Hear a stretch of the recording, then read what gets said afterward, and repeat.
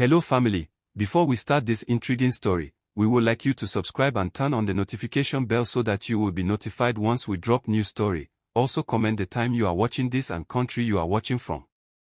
The rain beat down heavily on the glass walls of the corner office, but inside, Henry sat in silence, his hands clenched, eyes on a picture frame. The photo showed a smiling woman holding a newborn. Now, both were gone except for the boy who never saw her face. Henry, CEO of Babs plc, was the kind of man who didn't show pain. But tonight, something was cracking. His assistant had just called to say his driver picked Jacob up from school late again. Was he soaked in the rain? Henry asked, voice tight. I don't know, sir, the assistant replied. But he was alone. That word hit him hard, alone.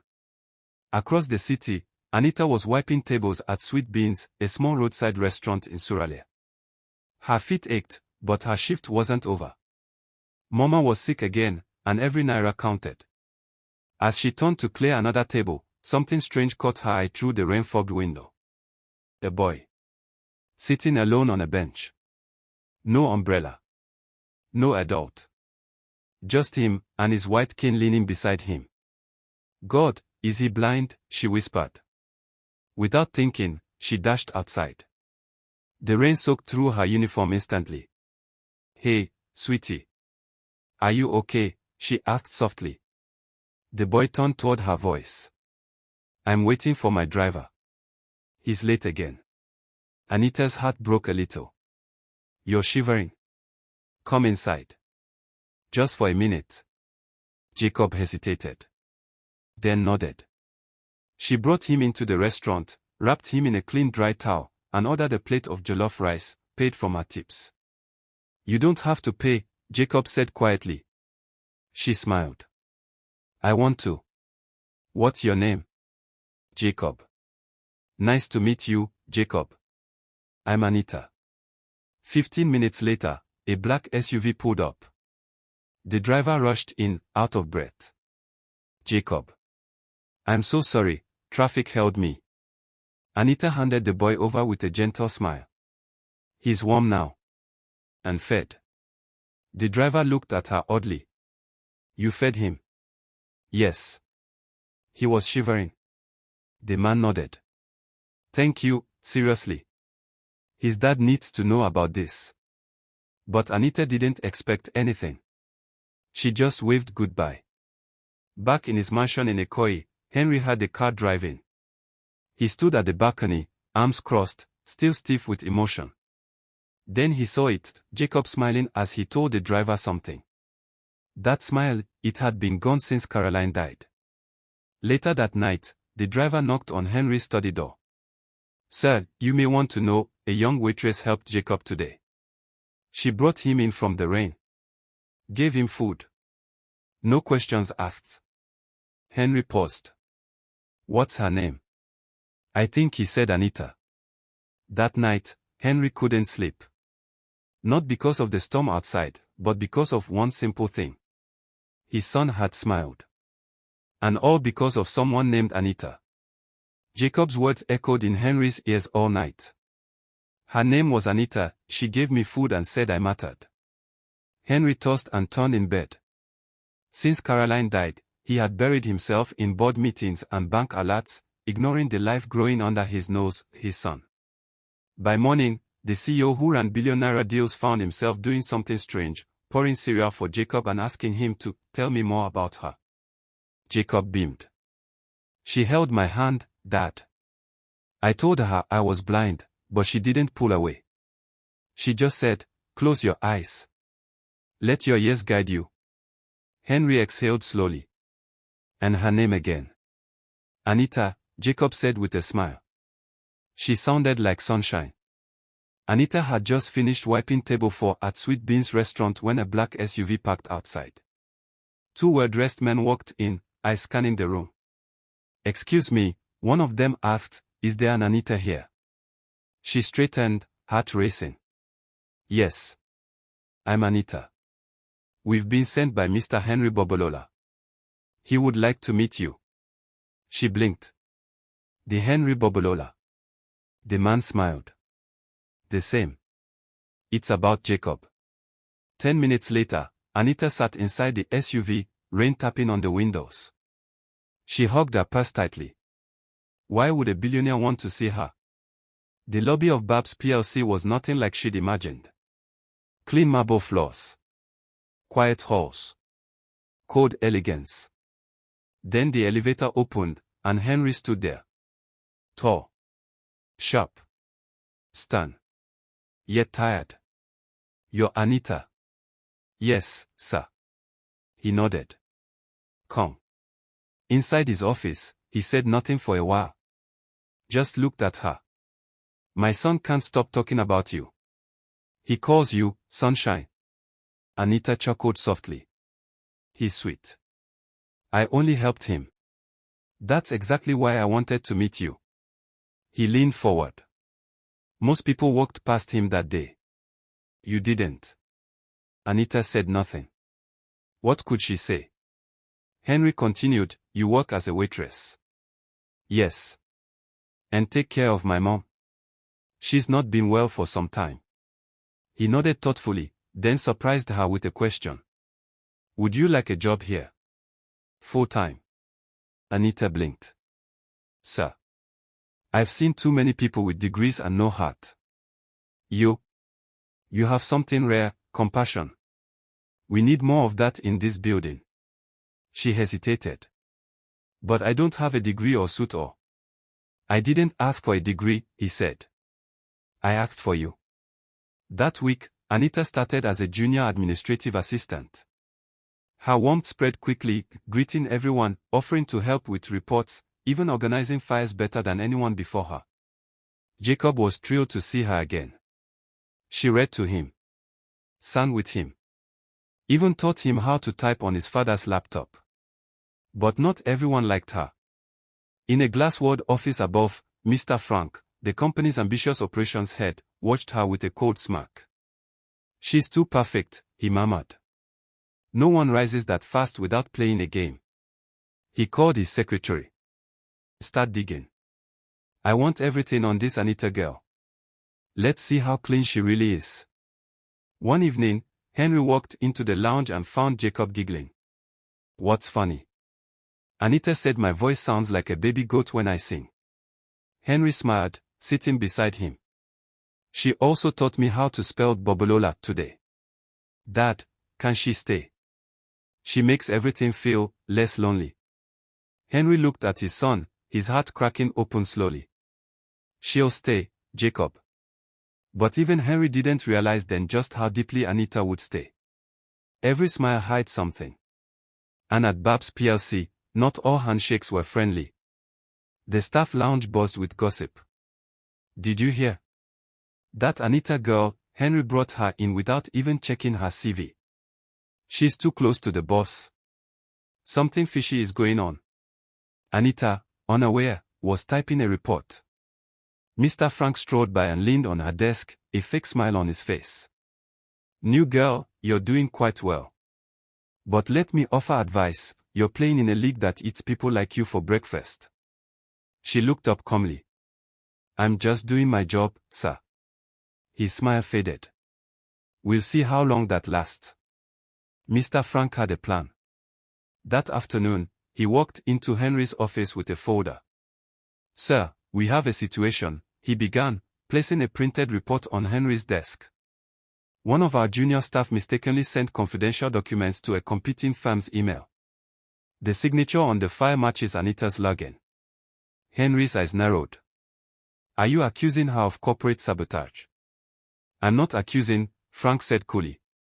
The evidence speaks. Henry didn't respond immediately. He stared at the file. I handle this, he said quietly. Henry summoned Anita. She entered his office, confused but calm.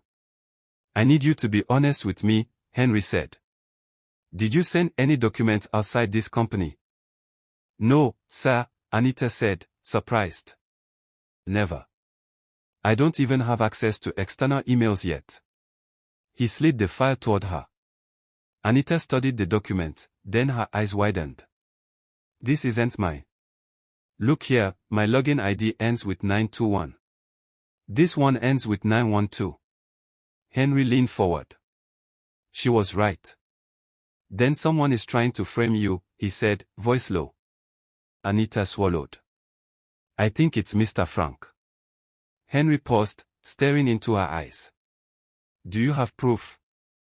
She shook her head slowly. Not yet. But give me a chance, I'll find it.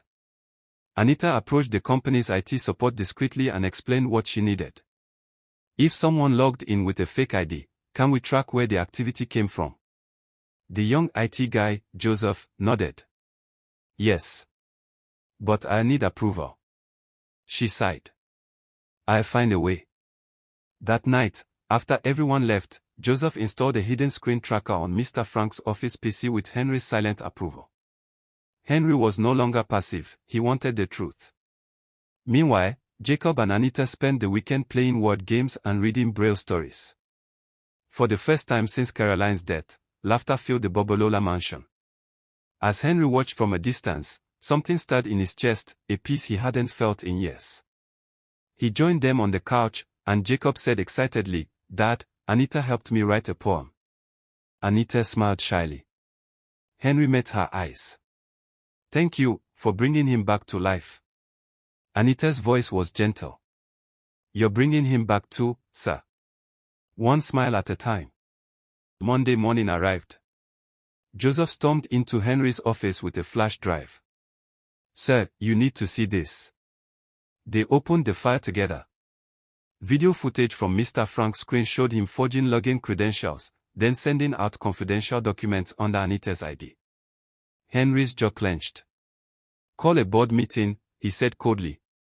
Let's end this now. The biggest change in life doesn't always come with thunder, it comes with peace. The Bobolola mansion, once cold and echoing with silence, now echoed with laughter. The scent of home-cooked meals replaced the sterile aroma of catered dishes. Jacob's laughter filled the air as he chased his new puppy around the living room. His white cane tapped rhythmically on the floor while Anita stood nearby, clapping and cheering him on. Henry stood at the staircase, observing the scene. His heart, which had once been frozen by grief, now thundered with cautious warmth. He walked over to Anita, quietly. This house feels different now. She turned to him, smiling. That's because it's full of life again. That evening, Anita received a call. Mama. You're discharged. Her voice trembled as she listened. Yes, yes. I'll come and get you now. She turned to Henry. My mother's coming home. She asked if I could bring her here for a few days. Henry didn't even blink. Of course. She's family. Hours later, a car pulled up. An elderly woman stepped out slowly, her scarf draped gently over her thin shoulders. Anita rushed forward. Mama, she cried, hugging her tightly. Now here you dey work. Mama said, looking around in awe. This place looks like a palace. Henry came out and gave a small bow. Welcome, Ma. You raised a daughter worth more than gold. Mama chuckled. God bless you, my son. Over the next few days, the house turned into something it hadn't been in years, a home. Henry started eating breakfast with them. He joined in their evening prayers. At night, he found himself reading to Jacob instead of drowning himself in spreadsheets. Anita's presence had brought color back into their lives.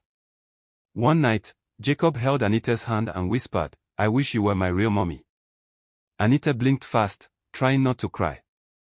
You're like a son to me already. From the hallway, Henry overheard.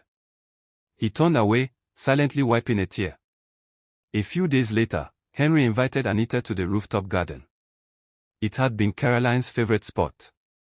It was sunset. The sky blazed orange and pink. Fairy lights flickered on the railings.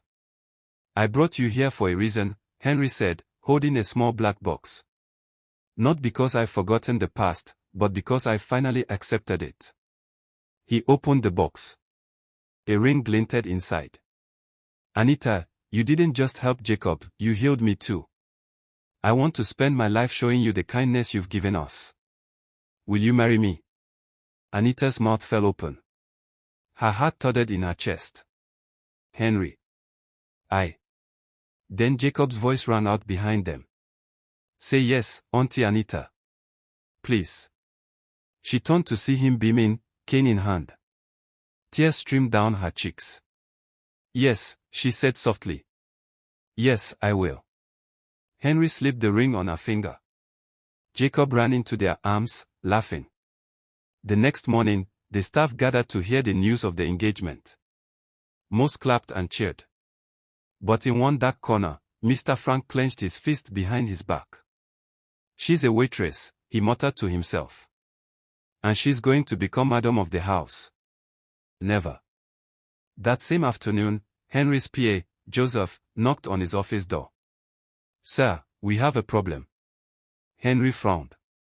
What is it? There's been some tampering with the company's finances. Small amounts, but it's been happening for months. Henry's face darkened. Who's behind it? Joseph looked unsure. I don't want to accuse anyone yet. But the trail leads to someone close. Henry glanced at a photo of Jacob, Anita, and himself on his desk. His chest tightened. Find out the truth, Joseph. Quietly. That night, Henry couldn't sleep.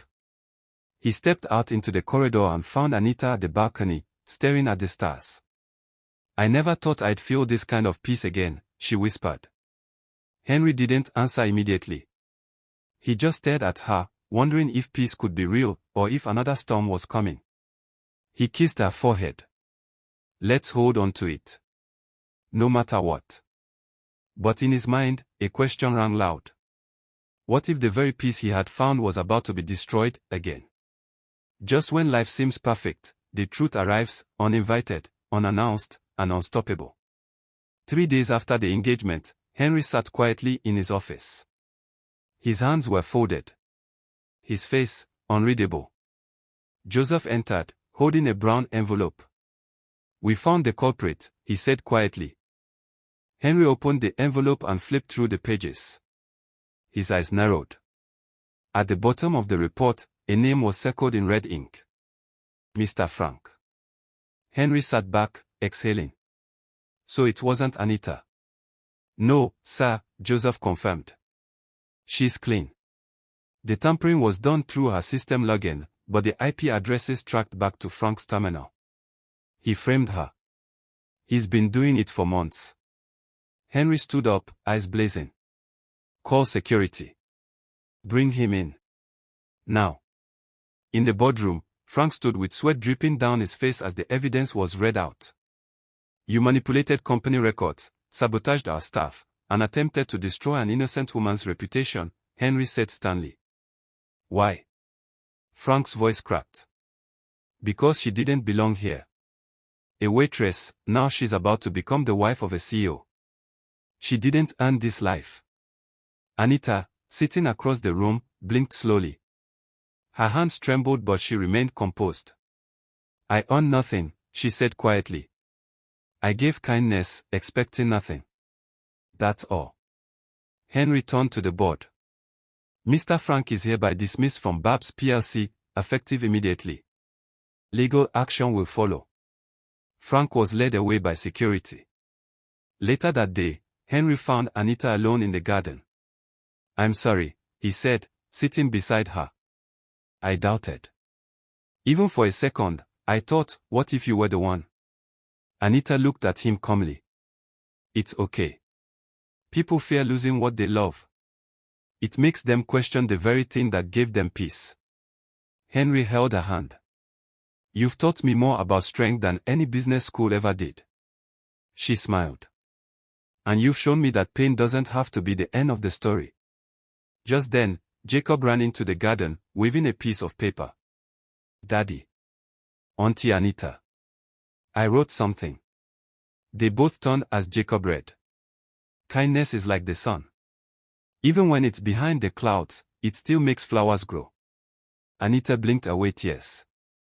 You wrote that, she asked. Jacob nodded. It came from my heart. 1 month later, under a canopy of white roses in their backyard, Henry and Anita exchanged vows. Jacob stood proudly beside them as the ring bearer. The guests included company executives, waiters from Anita's old restaurant, Henry's housekeepers, and even Mama, who danced joyfully in the front row. "I never believed I'd wear a suit to a wedding like this," Joseph whispered to one of the security men. This feels like a movie."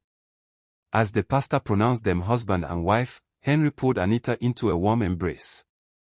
No dry eyes remained. That evening, the new family sat on a blanket outside, watching stars scatter across the night sky. Henry turned to Anita and said softly, "I've learned something." Anita looked at him, curious. "Power builds empires. But kindness builds people." Anita leaned her head on his shoulder. "And that's the true legacy."